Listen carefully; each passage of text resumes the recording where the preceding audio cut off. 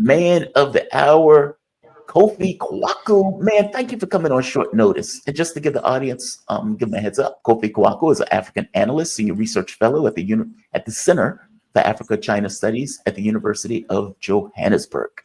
How you doing today? You doing all right? I'm doing well. I'm doing well. Nice and sunny here. A little bit of clouds, but we're doing quite well. It is cold here. Yeah, it is cold here. I gotta play this clip for you. When I saw this, you're the first person that I thought about. This is Trump. Now, I'm going to play it first. There are a few angles to this that I want to hit, but I do want to get your take. So this is Trump talking about South Africa, of all places.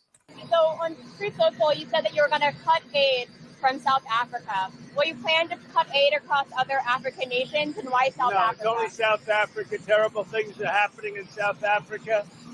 The leadership is doing some terrible things, horrible things. So that's under investigation right now. We'll make a determination.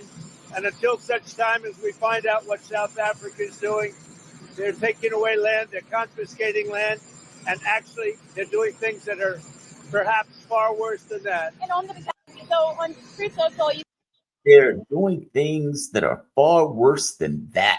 It's like they're confiscating land and they're doing things that are even far worse than confiscating land. And this goes into this whole white genocide thing that many of these people come up with, saying that the ANC, who sovereign government, who were elected to do what the ANC is effectively doing. Some people would even argue not going far enough with it. Trump has echoed this white genocide stuff and is now effectively saying, we are not going to give anything to South Africa going forward because they are going after their own indigenous population. Well, not indigenous, but their own populations. And we don't like them doing that. And so we are going to put the screws to South Africa as we do an investigation.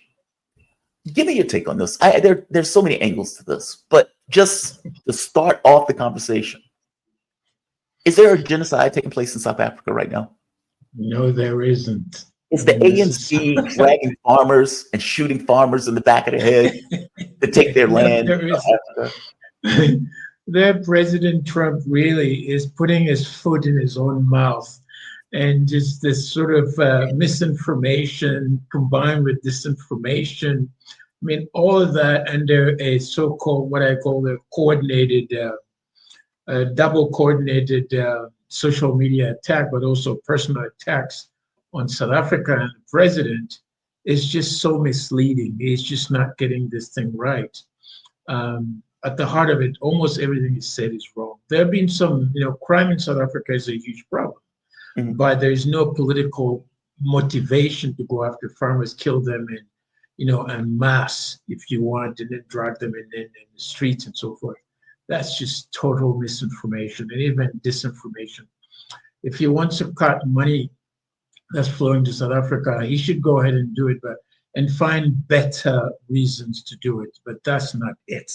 Because he's been at this thing since 2018, remember, in his old tweets that he's been sending out about farmers being killed en masse, white farmers in general. But he's misinformed about South Africa. In general, he's misinformed about Africa.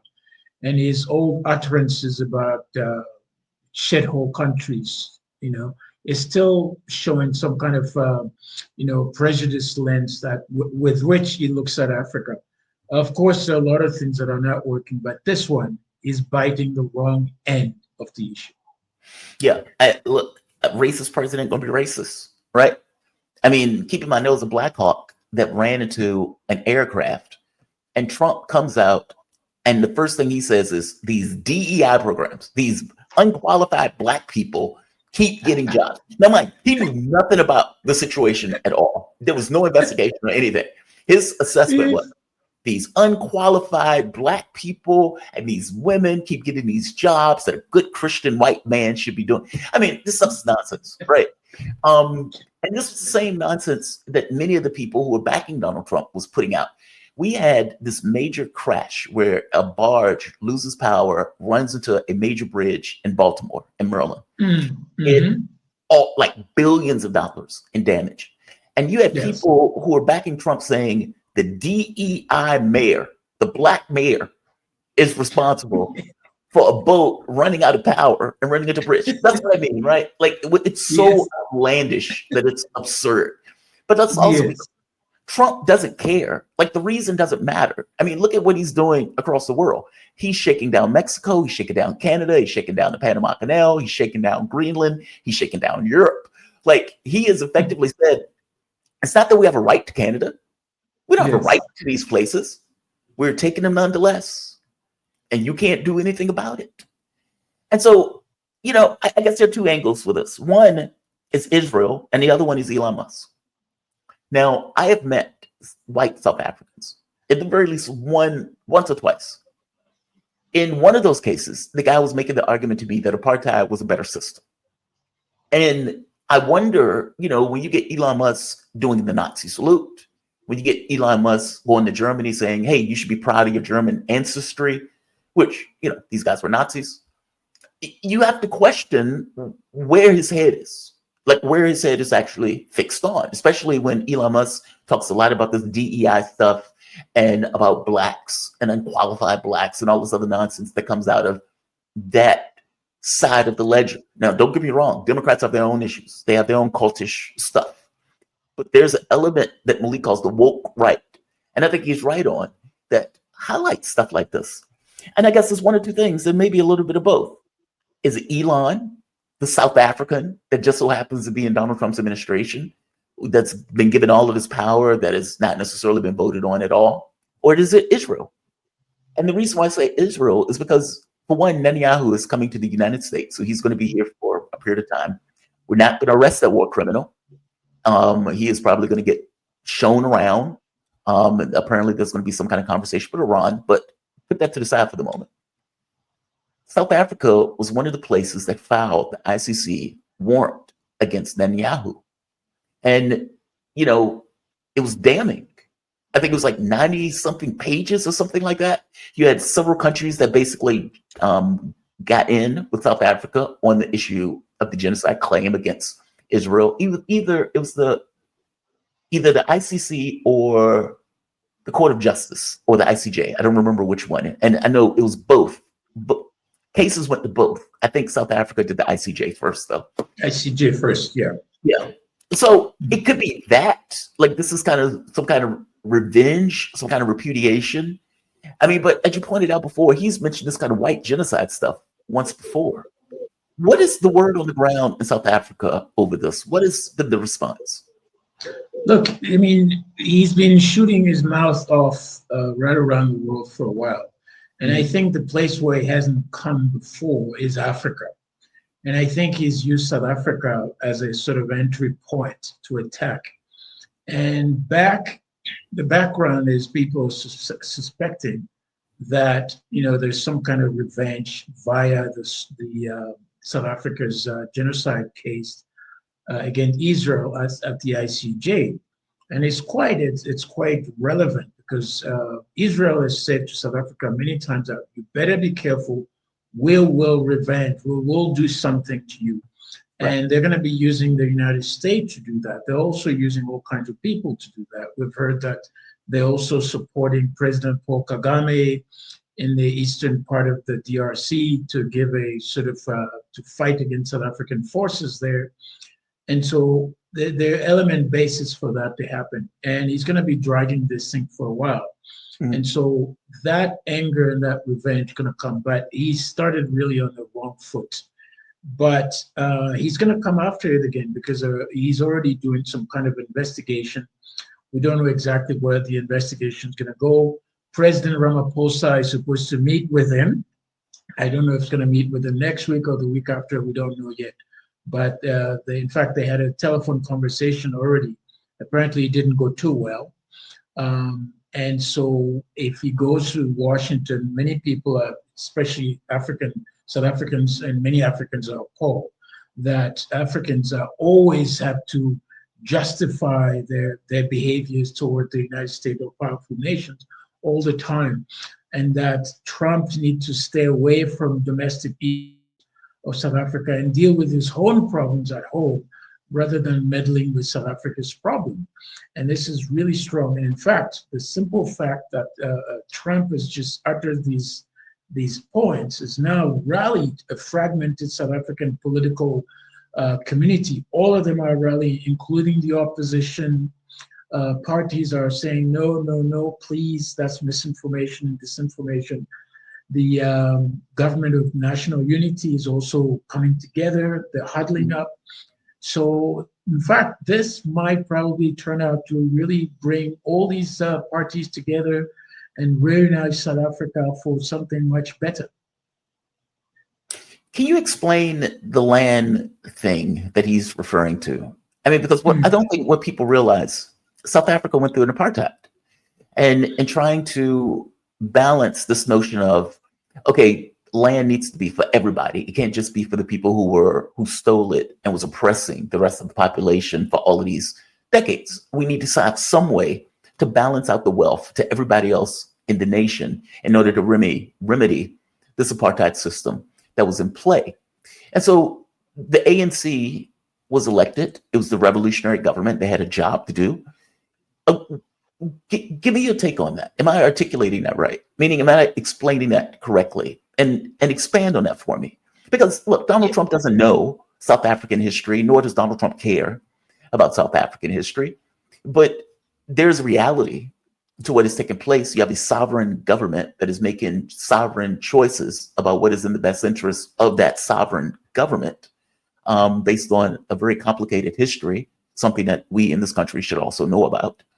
Give me your, explain that to us, just so people would understand the context of what South Africa is doing, what the ANC is doing, and why they're doing it. Okay, excellent entry point. But before I do that, let me close the portion on Israel. If you remember very well that during the apartheid, the link between Israel and the South African government was really huge. It was very, very important. In fact, it was something people didn't want to talk about. So there's this link, apartheid link between Israel and South Africa. In fact, one of the racist governing party members of the apartheid system was saying, my goodness, if you think we're doing apartheid, go and take a look at what's happening in Israel. So the link has been there. And so that link, in fact, it's just angered so many people to see. And also, President Nelson Mandela, former President Nelson Mandela used to say, South Africa will never be free until Palestine is also free. So there's a very powerful link. And then there was also a very strong Zionist community in South Africa, linked to Israel. In fact, young South Africans who get to the age of 18 or 19 who have dual citizenship go in and fight in the Israeli IDF army there. And the South African government has been really telling them, you could be prosecuted when you come back here if you commit crimes. But anyway, that's the short end of it there on Israel and South Africa.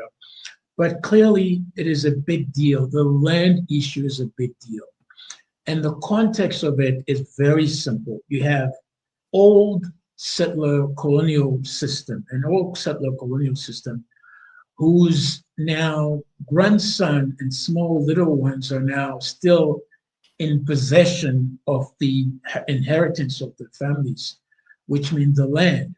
And dispossession was a law in South Africa, not only before apartheid, 1913, when they set that up, to dispossess all Black people of the lands, shove them somewhere in places that were not quite good.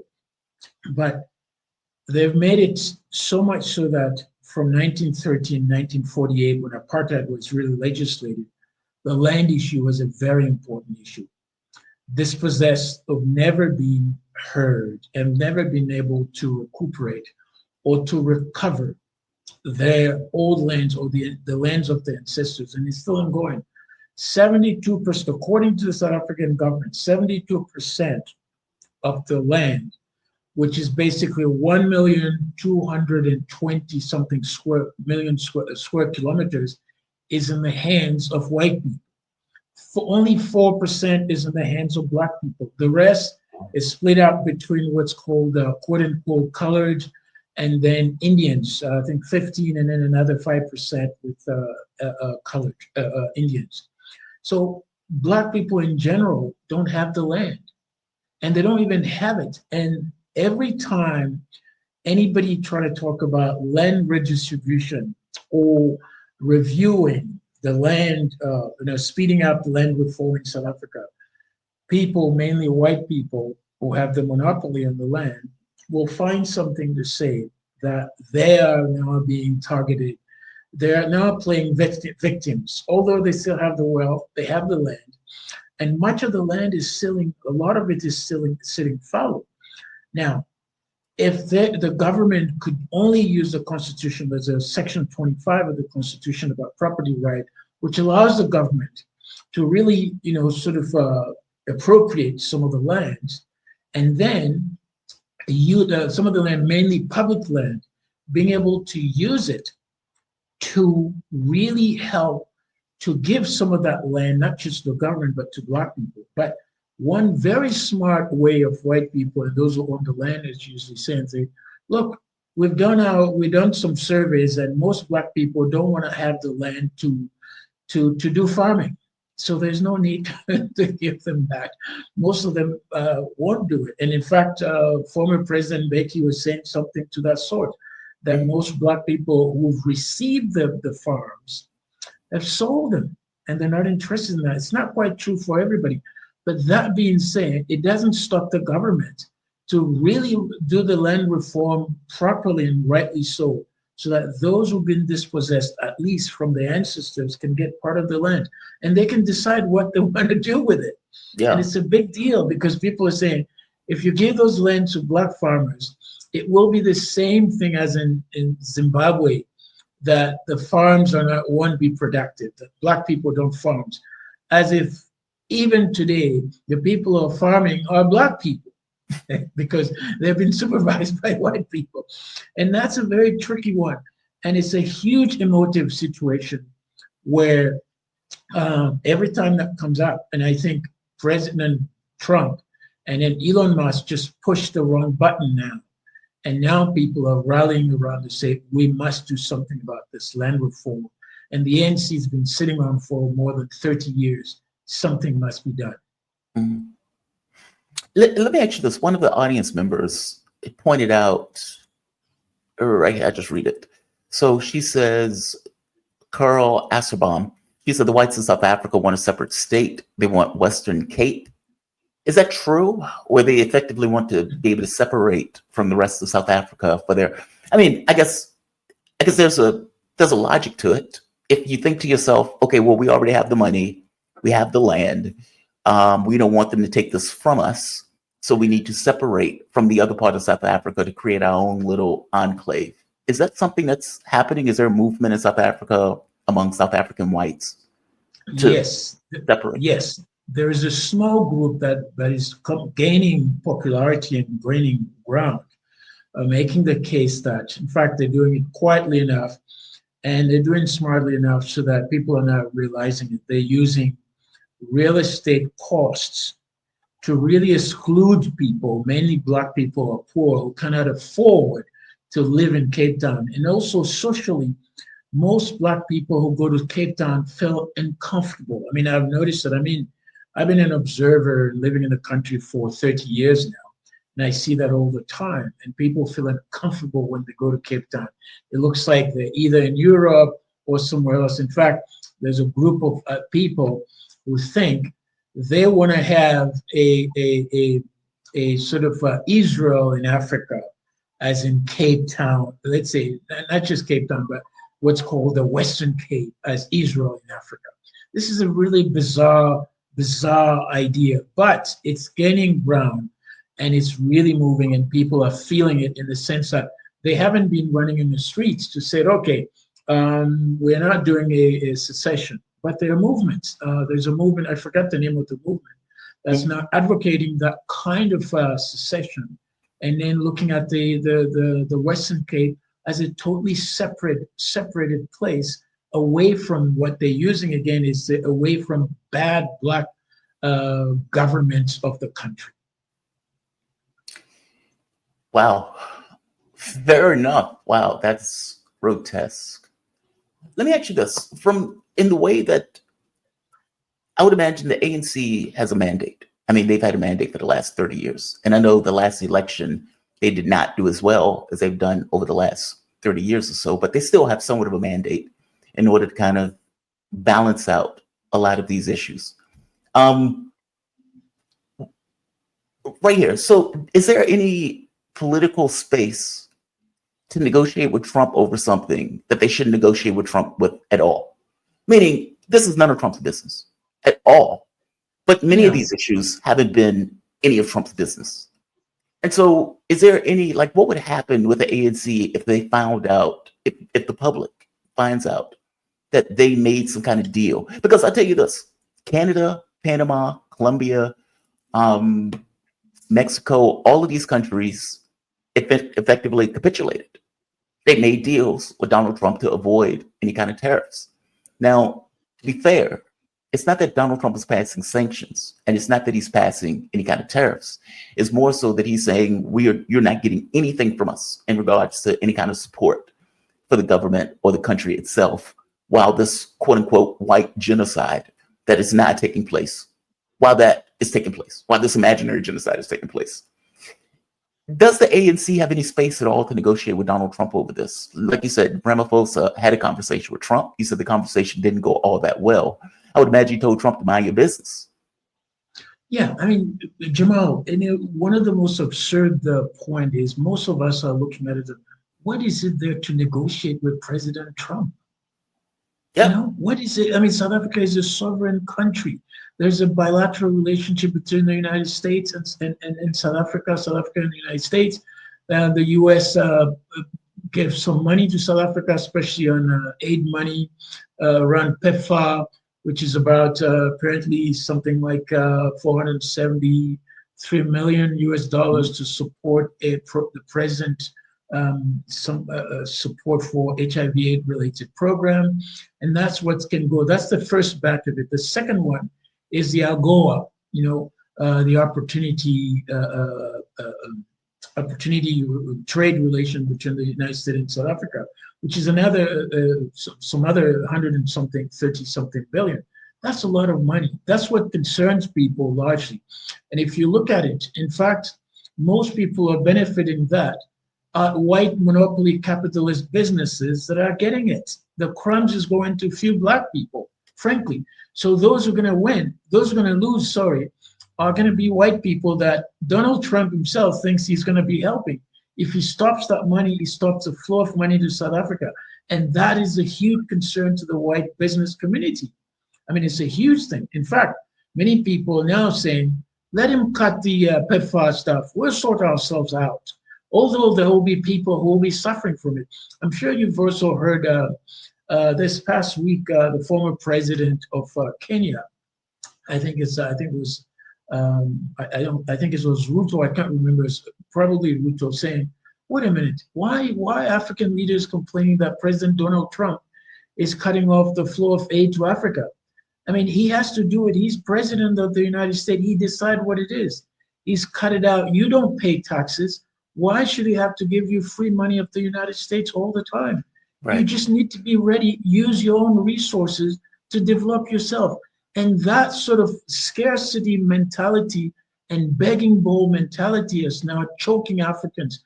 Every time the president of the United States or any European powers say, we're going to cut the flow of this, there's some kind of rat running around panicking, oh my goodness, it's the end of the world, because they're under the subjugation that they can't do anything without foreign money. They can't do that. And it is not true. They can do a lot. They will lose some money, that's for sure. I mean, Burkina Faso with the young president Ibrahim Traoré, and then Mali with Assimi Goïta president, they are demonstrating that it is possible. In less than 2 years, they paid their debts to the IMF and the World Bank. They're now reorganizing themselves. I mean, South Africa is a wealthy country. It's not a poor country.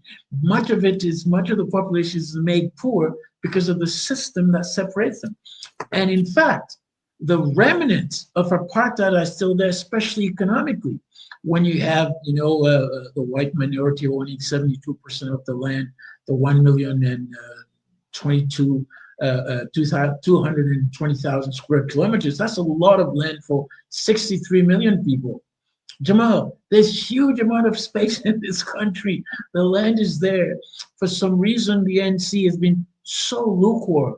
And we understand that. I mean, a lot of analysis has been made that many of the African National Congress leaders have fallen to the greed, corruption, the good life, and they've forgotten about the ideal about their own people, but only themselves, their families, and the thuggish people around them. That's it. And then so they've lost this momentum. And it's going to be very difficult to pull back that momentum and change it dramatically. That's going to take a revolution. And it may not be nice to see that revolution taking place, because if it's not coordinated properly and organized, it might be very violent. And nobody wants to see that. So it's dragging on. And the African National Congress is now failing. They had the ability to make the changes at the beginning of the 90s, but they haven't done so. And last year, they lost their majority. And this is it. And many observers and analysts are seeing the African National Congress, losing great ground. And perhaps the African National Congress might be dissolved in the next 10 years or maybe less. Yeah, man. I would imagine that's kind of like a presidency. Your first 100 days of the time that's when you have the best chance of getting that stuff done. Meaning the further, 30 years later, it is harder to do. It is harder to justify taking this kind of aggressive action in order to remedy many of the issues that the people put you in that office in order to remedy. I mean, it's fascinating to me because if you think of America, you had slavery, but there was never really an honest, let's say, reintegration attempt. I mean, there was Reconstruction, but there was a backlash against Reconstruction. And even when you think of things like the New Deal, okay, well, blacks weren't really included in the New Deal like that. And so even today, you have this huge skew where you might have, let's say, like the average wealth for a white family is like 150K, and for blacks, it's like 14,000. It's some insane number in regards to the wealth distribution. But again, if you think of where that came from, blacks were slaves. And not just slaves, even going all the way up to like the 80s, you had redlining, you had people being kept out of certain jobs, kept out of certain neighborhoods, et cetera, et cetera. That stuff has consequences, and those consequences lurch all through history. There's no point where history just kind of restarts. All of that stuff is still interconnected. The fascinating thing to me about South Africa is that it tried to directly confront it. Meaning it wasn't, okay, we're going to deal with this through osmosis. It was, no. We've been elected. We're a revolutionary party. And as a revolutionary party, we're going to deal with the difficult issue. We've been put into this position to deal with that difficult issue. And as you pointed out, man, greed is a rough thing. Greed is a rough thing. It is. So I'm going to close this, but give me your final thoughts on this. I mean, how do you think this is going to ultimately turn out? I mean, like you said, why on earth are they going to negotiate with Donald Trump on something that is none of his business? There's that. Also, apparently, there's talk about keeping minerals away. Here's this quote: "Let us withhold minerals to the United States." This is what one of the ministers said. "If they don't give us money, let's not give them minerals. We're not just beggars. Let's use our endowment for our benefit. It's a continent. We are paralyzed with fear. We're going to collapse, but with minerals at our doorstep." Effectively saying, look, there are things that we have at our disposal also. That's right. That we can use in any kind of negotiation here. Yeah. So that's the Minister of Mines and Gwede Montage, an old ANC stalwart. And I think he felt probably this sort of vomiting anger as well, but he had to find a way to say it, which many white people didn't like it, because he just pushed back and then he said, look, we're sovereign place here. if you don't want to give us money, you can keep your money. We're also going to hold up on our minerals because South Africa is sitting on an enormous amount of minerals, rare earth minerals. I mean, some of the rare earth minerals you can't find anywhere. You know, for example, South Africa is the first producer of iridium. Remember, we talked about this about 2 years ago on one of your shows. And the second producer of iridium is, guess who? Haiti. And that is a mineral that's so rare. It's one of the rarest minerals, so tough, very good for military purposes, hard things, and it's just so expensive. So South Africa's got a lot of these. The list is just almost endless.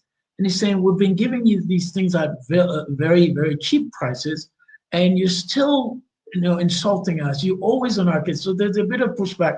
It's not just with the minister, but the minister is just a front to that. A lot of people are saying, you know, when you listen to the radio and so forth, people are just, as they say here in Afrikaans, they're hurtful, which means they just have enough. Yeah. You know, they just have enough with these kind of bullying from the United States and President Trump. I mean, what else can he do instead of, does he want to have white people switch them and then having them be in the place of black people? Can he do that and see how, you know, white people feel the pain of all this stuff? So his role should be able to help people. And I think hopefully in the meeting with President Ramaphosa, they'll find a sort of amicable way to sort this thing out. But I doubt it that this is the last to see from President Trump. He's going to come back again, especially South Africa's role in the BRICS will be coming up. The relationship with China and Russia and then Iran will still come up again and again. So South Africa must be ready to anticipate. That is the other issue. Koffi Kouakou, man, always appreciate talking to you. Very informative. Thank you for this. Koffi Kouakou is an African analyst, senior research fellow at the Center for Africa-China Studies at University of Johannesburg. You have a good day, man. Be safe. Thank you very much. Same to you.